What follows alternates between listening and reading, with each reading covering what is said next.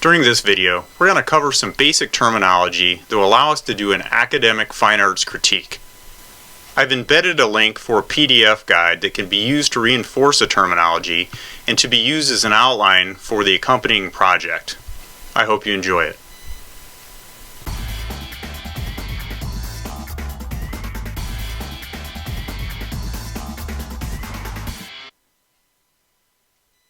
So let's take a look at a few artistic concepts and walk through a fine arts critique. A fine arts critique, in this case, we're defining as what makes a piece of artwork good or bad, just from an academic viewpoint. Our first concept are contexts. 3 different contexts that we can look at pieces of artwork and start to make some decisions about them with. The first is internal context. For internal context, we're looking at the subject matter. We're describing the objects and or the elements in the artwork. Why are they there? Why did the artist choose them? Would this photograph perhaps be stronger with other subjects in it? In this case, we're taking a look at a photograph by an artist by the name of Dorothea Lange. She shot this image during the Great Depression. And if I were to critique this image and discuss the subject or internal context, I just define what I see. Perhaps a middle-aged mother in despair with her children during a time of hardship. Our next term is external context. For external context, we're looking at basically the presentation of the piece of artwork.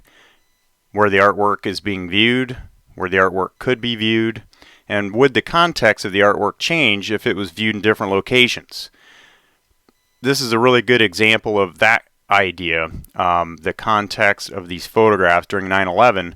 Perhaps people in our country would see these in a different light than someone from another country, just because there's that patriotic tie perhaps to them.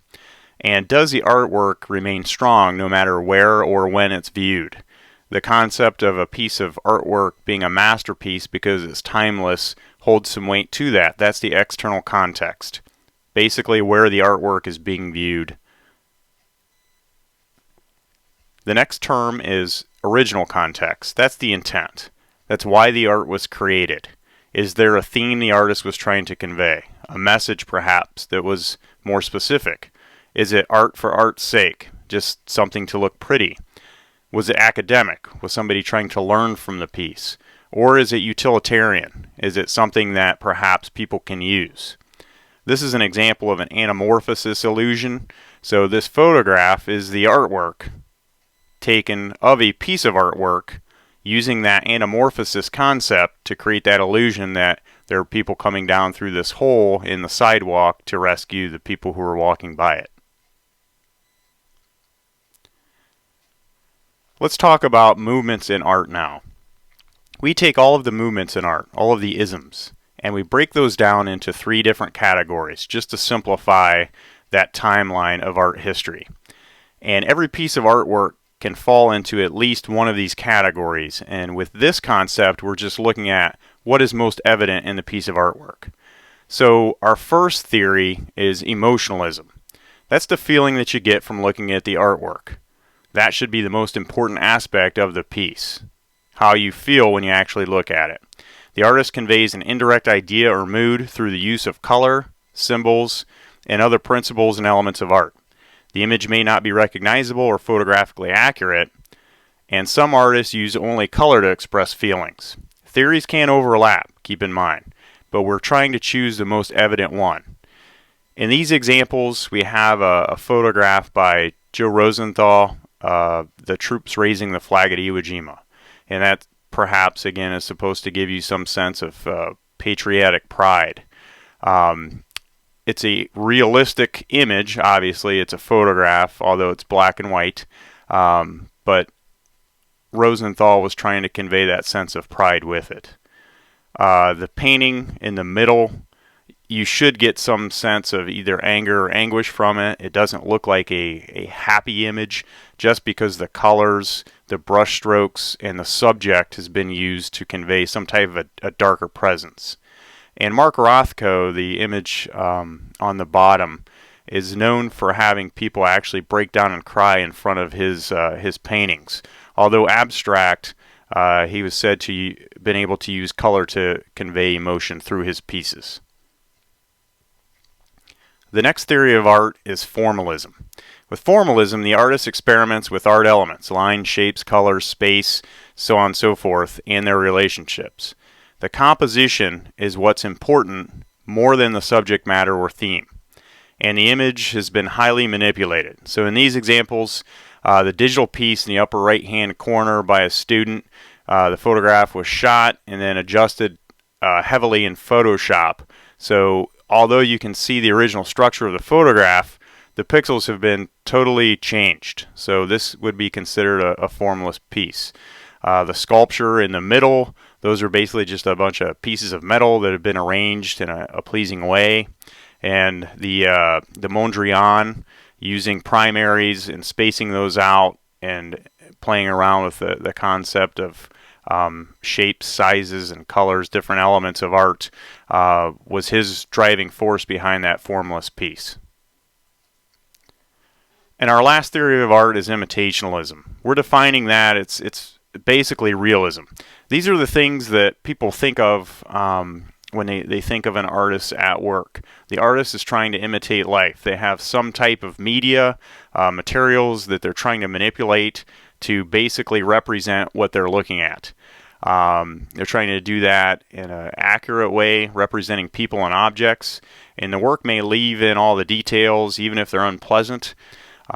So those are the three theories of art that we're breaking things down into: imitationalism, which is similar to realism; formalism, which is basically abstract art; and then emotionalism is trying to convey that sense of emotion through the artwork. And again, most pieces will have some overlap, but this is just a way to analyze art and at least start to consider it and break it down in an academic way.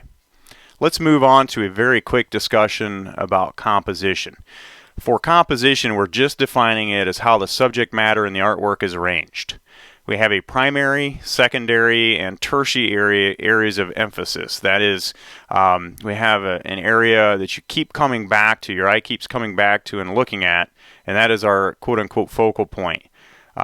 You'll define that as your primary area of emphasis. And then the things in the picture plane that you notice, and you kind of keep coming back to those after you've spent time with the primary area of emphasis. Those are the secondary, and then the tertiary areas of emphasis basically support those other areas of emphasis. So an example would be that the image on the bottom where we have a foreground, middle ground, background, and we'll define those as the foreground or the things that are closest to the viewer. In the picture plane, in this case, we have all those weeds up close. In the middle ground, we have essentially a foggy meadow that extends all the way back to a horizon line, and perhaps a skyline with where the trees are.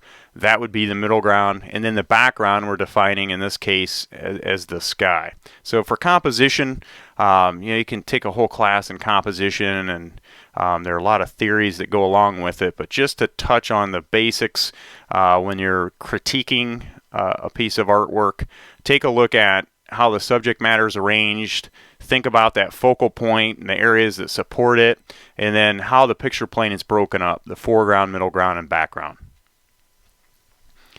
Really quickly, the rule of thirds, or the golden mean, or the golden rule, which can be controversial. This is basically just saying that, okay, so we've got this two-dimensional picture plane that's broken up into thirds, a top, middle, and bottom line, perhaps, and we have columns on the left, the middle, and the right, and those create this grid. And what the rule of thirds is saying is you should take your area of emphasis, your focal point, and just move it off center.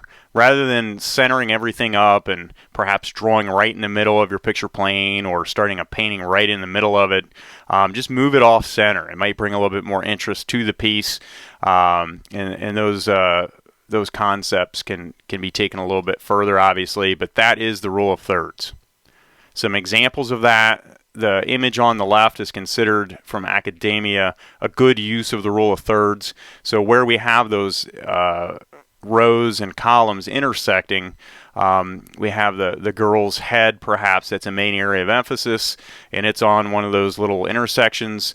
A secondary area of emphasis could be her hand, perhaps. We communicate with faces and hands. And a tertiary or supporting area of emphasis might be where the action is starting with that waterfall at perhaps the top of it, and then another tertiary area of emphasis would be where the waterfall is essentially ending, and it's on one of those quadrants as well. So academia is saying, okay, this is a good use of that rule of thirds. We have action going on off-center on those little quadrants where there's intersections with the image on the right. Although this is a pleasant photograph perhaps to look at, we're saying, okay, well, if we just move that composition off to the side and just put that leaf on one of those intersections, perhaps this will be a more dynamic composition and bring a little bit more interest to it. Now let's talk about some of the principles of art to support our critiques. We've mentioned emphasis. It's basically the focal point or the main object in the artwork. It's the dominant feature, and this element that's noticed first is called dominant, and the elements noticed later are called subordinate or supportive. And emphasis can be created in a lot of different ways, but contrast is one of the more widely used ways to create that focal point. So with the black and white photograph with the color taxi dead center in the middle of the picture plane, even though that area of emphasis is dead center in the middle of the picture plane, having it in color brings interest to it. Your eye's always going to stop right at that car and look at it, and then you kind of wander through the picture plane at the other objects, but you always come back to that car. With the Mona Lisa, the eyes perhaps are the area of emphasis, or the face. We communicate with our eyes and our hands. So those are the areas of emphasis, although there are other things in the picture plane, especially with that wonderful background that was painted. We always come back to Mona Lisa's face or her eyes. And then the photograph, the student photograph in the lower right-hand side, obviously that blue flower is off-center, and it's our area of emphasis. It's different than the rest of the picture plane. If you were to block it out, perhaps close one eye and put your thumb over it, you'll notice that the composition becomes what we call busy right away. There's no place for your eye to essentially stop and rest. So that serves as the area of emphasis and brings harmony to the piece. Our next term is balance. This principle of art is concerned with equalizing visual forces or elements in a work of art.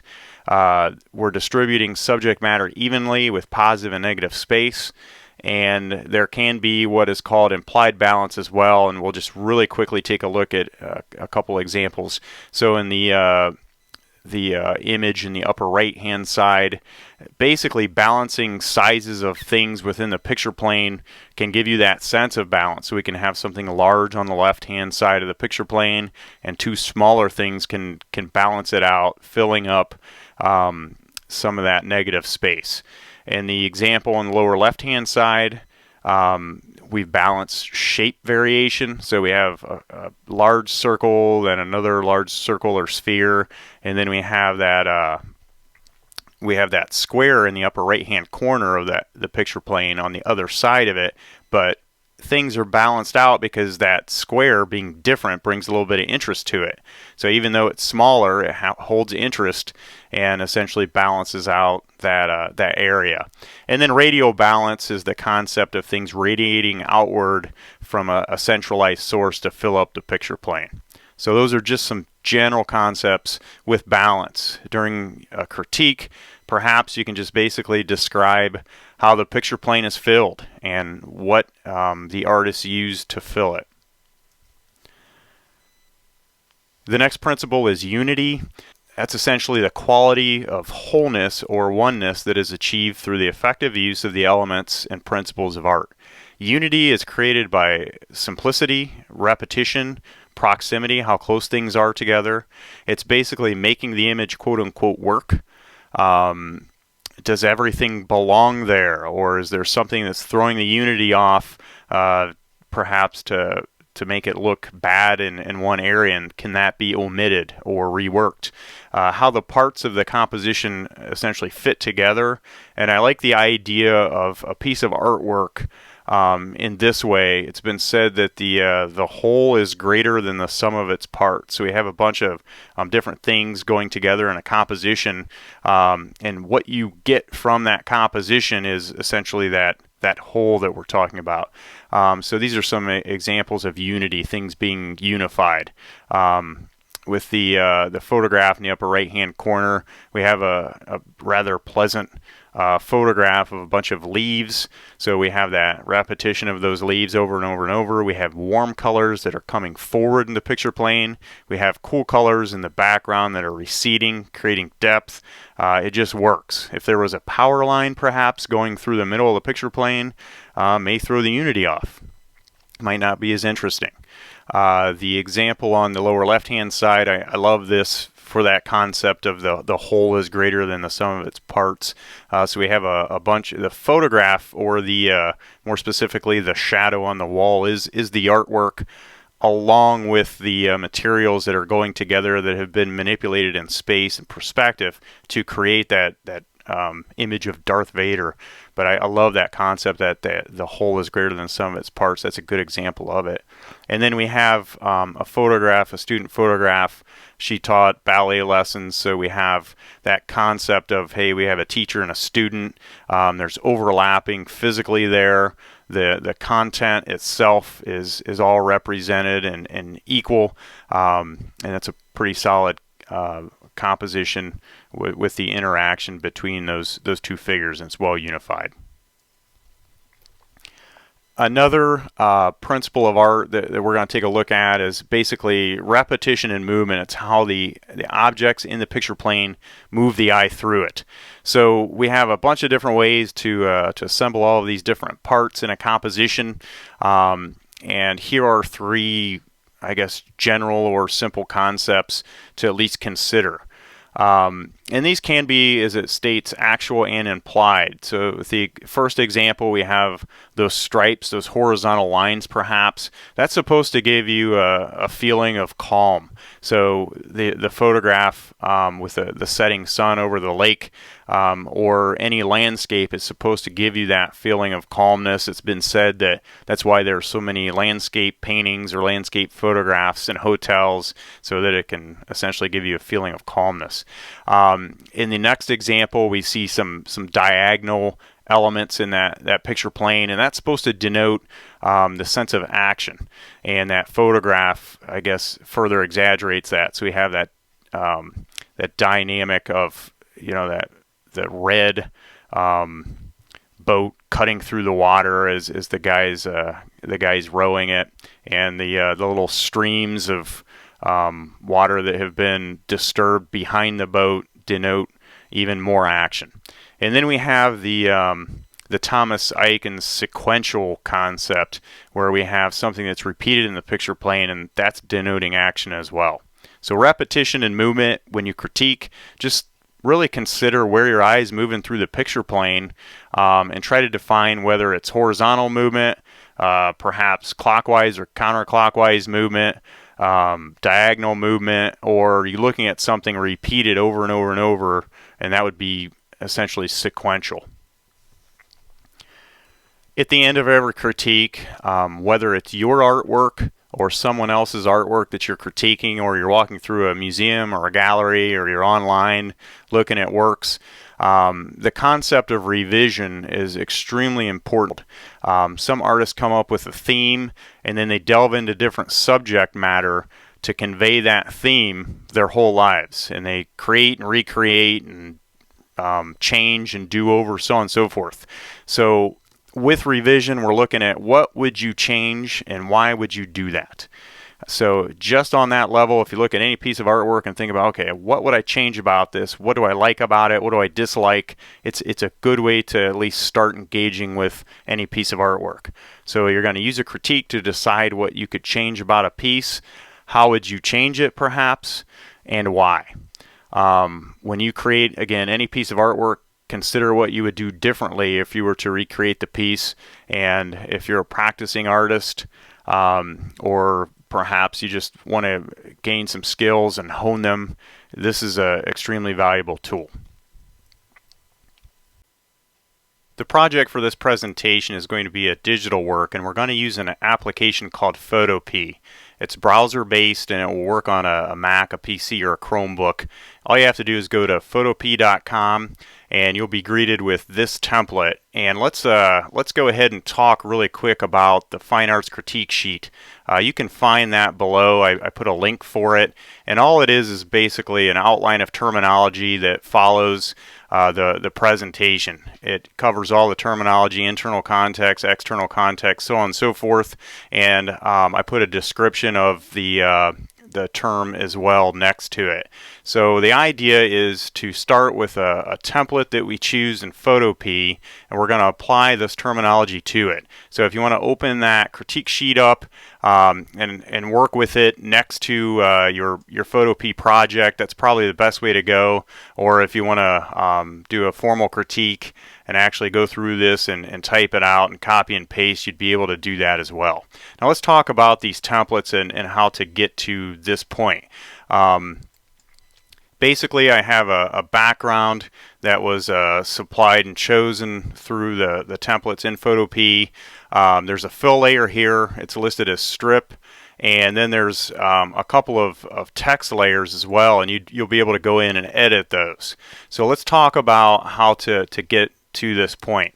We're going to go to File and New, and when you create a new project, there are a bunch of templates that you can choose from. There are social formats for Instagram, Facebook, YouTube, so on and so forth. Print formats, letter, ledger, business card, so on and so forth. And then you can just kind of click through these to find the format that suits you. For my image, I just chose print and letter, since it's probably the most common format to use. And you can search templates with symbols and with photographs. So basically I'm going to go up here and uncheck with symbols so that I just have photographs to critique, and I'm basically typing in my critique responses over top of that photograph to basically reinforce the concept that I'm looking at. As far as searches go, there is some inappropriate imagery on here, so you've got to watch that. But let's say that I'm sitting in an architecture class. I can type in architecture, hit enter, and there's all kinds of architecture photographs that are royalty free, and I can use those. I can hit randomize if I don't feel like scrolling down through this forever, and a bunch of different templates will pop up. If I'm in perhaps a painting class, type in painting, and I can do the same thing, find an image that I think's interesting and critique it. There's one of creation, that's pretty cool. Or maybe I just want to type in awesome photo and randomize that. So I would do a search, find something that's interesting to you. I'll type in sculpture and see what we have here.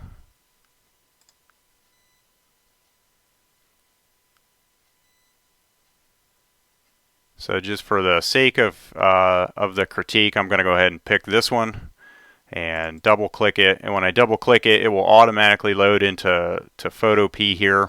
And you can see again that I have a background here, the fill strip so that you can see the text a little bit better, and 2 layers for the text.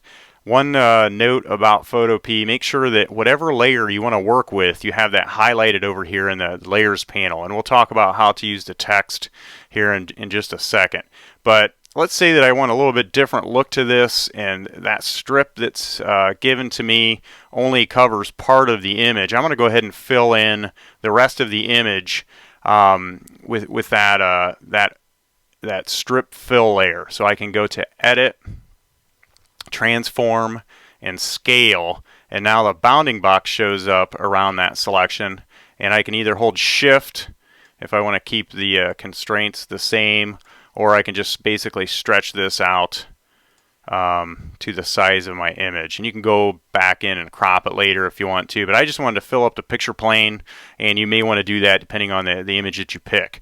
To apply that transformation, you just click this check or hit enter on your keyboard, and now the whole thing's filled.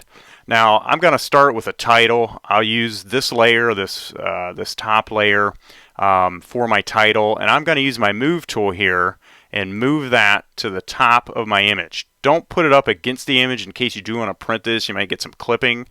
Move it down just a tad bit. And when I go to move this, you'll see that some red lines will show up. There's a red line showing up right over the S and is, and that's basically the application saying, hey, okay, this is the center point. So it allows you to center things up and work with it pretty easily.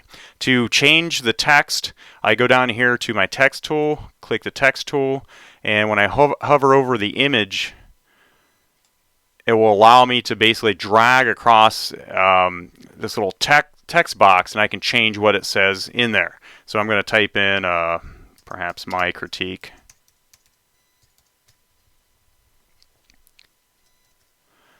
And go back to my move tool, try to center it up, and that little red line shows up over the T, so it's centered. Now I'm going to go down here and I'm going to adjust this text. And we can change the size of it, and I'll show you how to do that here in a second. But I'm going to go ahead and move this up to where I'm going to start typing my critique. Go back to the text tool, and again hover over top of the text, over top of the image, and I can highlight this and start typing whatever text that I want to type for my responses. So some other things, we can go up here and change the size of the text. And if 150 isn't large enough, you can actually highlight that and type in, I think, up to 300 or 600. I can change the font. If I don't like this font, I can go down through here. There's all kinds of previews of what these different fonts look like, and I can change that. If I don't want to use white, let's say I want to change the color of the font, I can click this little color picker here, this little palette, and I can either select one of the thumbnails that are given to me, or I can select in this color field to change that color. So let me go back to white, click OK. As far as aligning your text, this is by default centered, but you can change that up here as well. Let me go back to what they had. So as far as a critique goes, let's say I'm critiquing this this photograph of the sculpture or the sculpture itself, and back to our terminology, our first term is internal context. You're basically listing all of the objects or components of the artwork. So with this sculpture, we have this sculpture of an angel in the foreground, and then in the background there's some trees or whatever. It looks like it's perhaps in a park setting or a cemetery, so on and so forth. So I would basically just describe those things that I see. So I'm going to highlight this, and I'm going to type in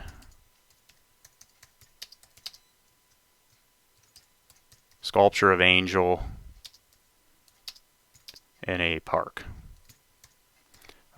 We could turn this into poetry if if that's a concept that you want to cover, or just these remarks as we go through this. So I just move that. I use my move tool, so I need to go back to my text tool, click it, hover over my text, and I'll go to the end of that quick little statement. I'm not going to put periods in there. I'll just have some flowing remarks or words to describe this. Hit enter, and then I can go in to my next concept, which is external context. Where you feel this work is meant to be viewed, why do you think that, so on and so forth. So it's an educated guess, but again, there's no right or wrong answer for that. But what we're looking at is dissecting a piece of artwork, and rather than just looking at it and saying I like this or I don't like this, just thinking about it a little bit more and spending some time with it. So let's say that perhaps I think this is an image that would be could be viewed in, let's say, an art gallery.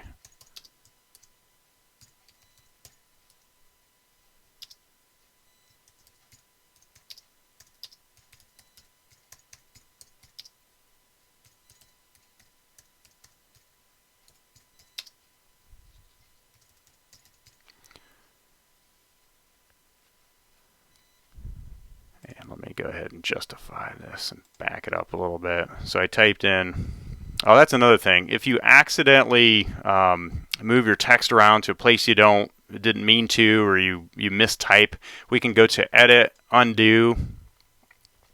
And there's also a history here too, so we can skip back through that. So let's, rather than having me retype that, let's talk about toning this down a little bit. And let's go back to my example. So I typed in Mr. Berkey's critique. We have this the Statue of Liberty image here. My guess was that it was for a 9/11 memorial or something like that for the external context. And then again, as you go down through the terminology, what theory of art, I put emotionalism, it reflects the emotions felt from the event, so on and so forth. So this one's finished, and again, it's all on this layer. But rather than having the opacity turned all the way up and having these really bright words over top of the image, I wanted to integrate it a little bit more into the actual photo. So underneath opacity, where it says opacity, I can turn this down, make it less opaque, so it's more transparent. You can see through it to the background. And now you just kind of see a ghosting of those letters, and this has a little bit more pleasing effect. I could probably do the same thing with my title, which is kind of cheesy, Mr. Berkey's critique, but I'm just going to leave it up there. Just a couple quick notes about adjustments to your text and the image itself when you feel you're finished or while you're working on the text. You can go down here in the layers panel at any point, create a new layer. If you want to add layers for your text, you just basically click that little button. This layer now is highlighted, so I'm working with it. I can go over here and click text, and it should stick with the exact same text that you were working with. And when I click on the image here, a text box will show up, and then I can go ahead and start typing and then make adjustments to that layer independently. Another issue that you may have is formatting. So let's say that I type all this stuff out and I start running down the bottom of my image and I can't fit it all on. You can do one of a couple of things. You can either, with text highlighted and or text selected and that layer highlighted, you can drag across the words that you've typed, and you can go in and change the size of the font by shrinking it down. Or let me get it back to where it was. I believe it's around 124. You can adjust that layer. Let me shrink it down just a touch. You can adjust that layer independently. So let me demonstrate that. So with that layer selected, I can go to Edit, and I can go to Transform, and all the transformations are in here. I can rotate this, distort it, so on and so forth. In this case, I'll select Scale, and a bounding box will show up around my text, and I can just drag the corner of that bounding box out, and I can stretch that across my image. Now, if it starts to distort in any way like this, let me hit Command C and go back. So Edit, Transform, Scale. If it starts to distort, if you hold Shift on your keyboard and drag that corner of that bounding box out, it will constrain the size of the bounding box, so it won't distort at all for you. And then I can move this to where I want it. A couple other quick notes. Make sure that you keep your text off of the edge of your image, as I talked about with the title. If it's right up against the edge and you do print this, or you want to use it for some other project, a lot of times things will get clipped off. And when you're finished, there's a few ways to save this, depending on what you want to do with the quote-unquote product that you come up with. I suggest going to File and Save as a PSD, Photoshop document. So you can open this back up in Photopea if you want to work on it. Let's say you start into this, but you need to come back to it. You can take this and drop it on your desktop or save it in your files. And let me stop that. And when you open it back up, you'll have all of these layers intact, and you can keep working with those. The only thing that you won't have is the history. which is fine. But let's say you have Photoshop installed on your computer, you can use Photoshop the exact same way. That format, that PSD, is Photoshop document, so you can use it in Photoshop as well. Another format that I would suggest when you're finished is perhaps exporting it as a JPEG, .jpg. If you do that, that's a pretty common format, and that can be printed or used in a social media or anything else that you want to do with it. So hopefully that gave you a decent overview of how to use some of the tools while you're working with this critique, and hopefully you find some value in working it with a digital format.